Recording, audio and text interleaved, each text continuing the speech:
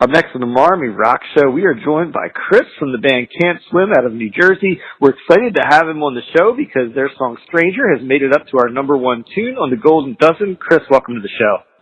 Hey, man. How's it going? Thanks for having me. Our pleasure. You know, we always try to get the artists that are on our Golden Dozen to call in and talk and introduce themselves to our listeners. So first thing I want to do, though, is give me a little bit of a bio about your band because I'm kind of new to your band. Sure, I could do my best. Can't Swim actually started almost exactly a year ago. We put out our first song December 4th or December 5th of last year. It was kind of like the announcement of the band. We never had a show. We never even had a band practice. I recorded some songs just for fun. Our record label called Pure Noise was nice enough to put it out, even though they had no idea if we were going to be able to pull it off. And then the band kind of just started from there. The internet is a very powerful tool, though it seems, in 2016, and a lot of kids got into that song, and then we released an EP in February of this year. It has 5 songs on it, and then that's pretty much the whole makeup of the band. We toured on that for this last year, which was insane as well because we went to England, we went to Europe, and we only had 5 songs released, which is pretty crazy.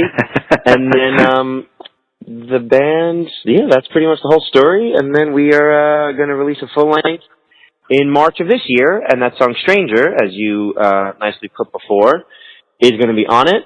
And then that's going to be 2017, touring and hopefully traveling to places we've never been to before on the new record.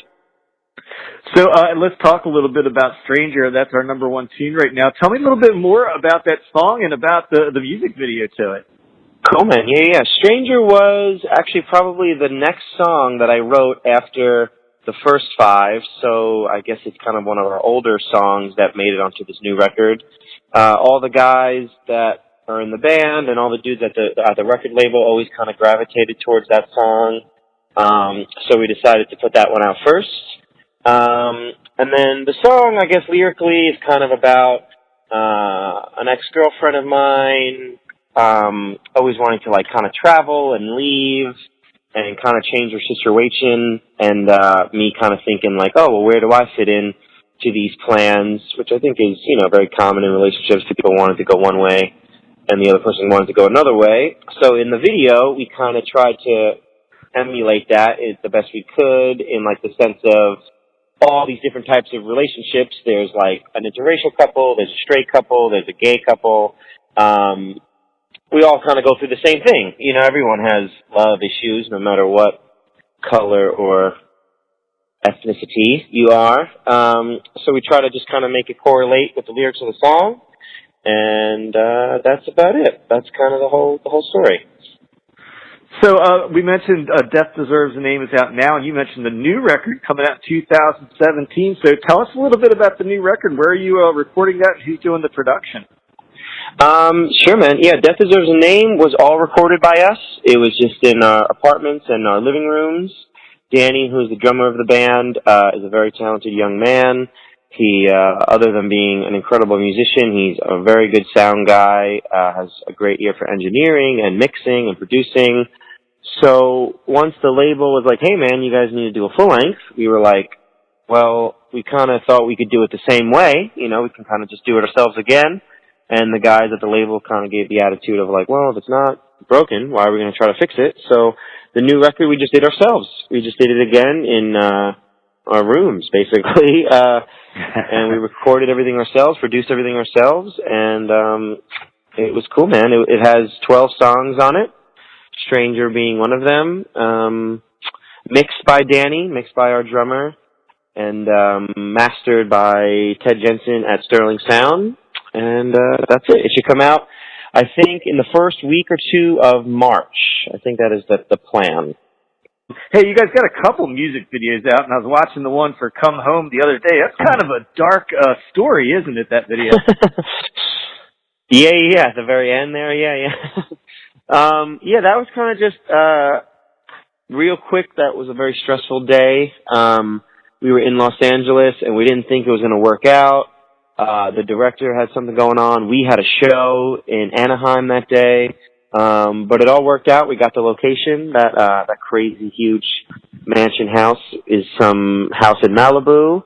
And, we shot it all in one day. We started at like 5 a.m. and then finished it and played a show that night. So it was a very tiring day, but I think the video came out pretty cool, pretty dark, as you said, pretty sad. Now, I was trying to describe your band to somebody the other day, and I was kind of wondering how you, and I hope this is kind of a cool comparison. I mean it in a good way. You remind me of like a cross between Motorhead and Fall Out Boy. Like your voice goes back and forth between that heavy stuff and then like punkish. Describe your influences to me a little bit. Yeah, man. I mean, totally. I was pretty into Motorhead. I think any kid is because they're the coolest band of all time. And Fall Out Boy, I guess I could see it. It's very like catchy and very like a crazy yelling voice over it the whole time.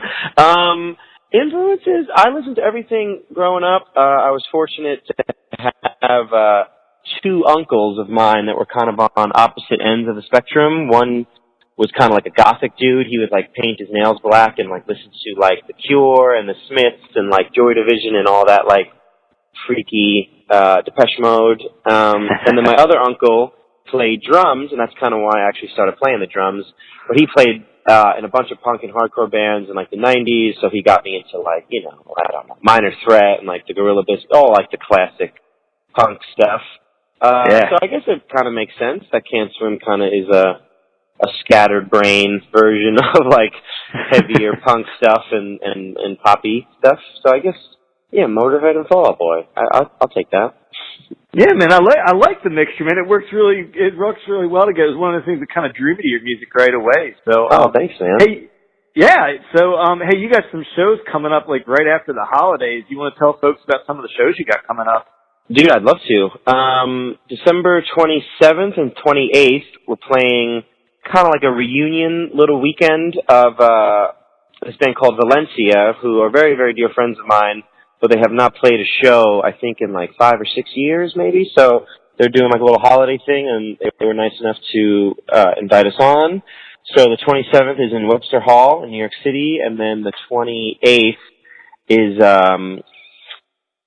the Fillmore in Philadelphia, which is great. And then I think the only other things I can think off the top of my head are sometime in February, we're doing some more shows with Set Your Goals. They're doing their like little 10-year anniversary of one of their records, and that goes in the South. It's kind of like Atlanta, Nashville, and I think 2 shows in Florida. And then the full length comes out in March, so I'm sure we'll have a bunch of tours and travel, hopefully. I don't know. Who knows? Folks said they can find those shows posted on your Facebook page, and it's just Cant, the word Cant, and the word swim. They can find all those posted up there. Hey, another one of the cool things, I really like the Cant necklaces. Tell me a little bit about those and where that idea came from.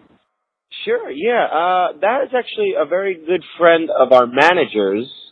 And our manager just really loved his stuff. He went to his shop and was kind of just like hanging with his buddy, and then was like, oh man, maybe like my band, Can't Swim, could do something. And we were kind of just thinking of something that was cool, that was like 3D, because that guy kind of like specializes in like making these like 3-dimensional molds. And we had a couple ideas, different shapes and different things. And I think I accidentally said like can swim, and I was like, oh, I see.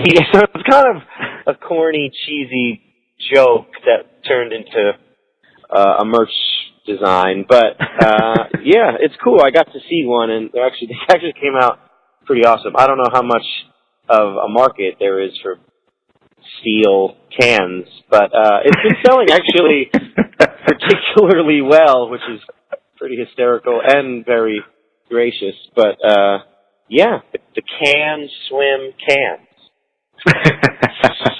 Well, they're a cool looking little necklace, and I think probably one of the nice things is unique. There's a lot of merch, typical stuff out there. Your dog tags, everything. Yeah, we always try to take a spin on what everybody else is doing and kind of make it our own. So yeah, man, thanks.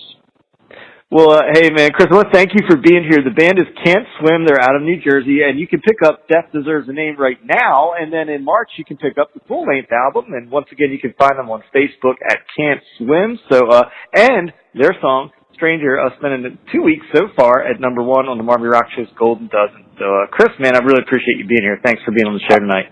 Oh, thanks so much, man. Thanks for taking the time. Have a good day.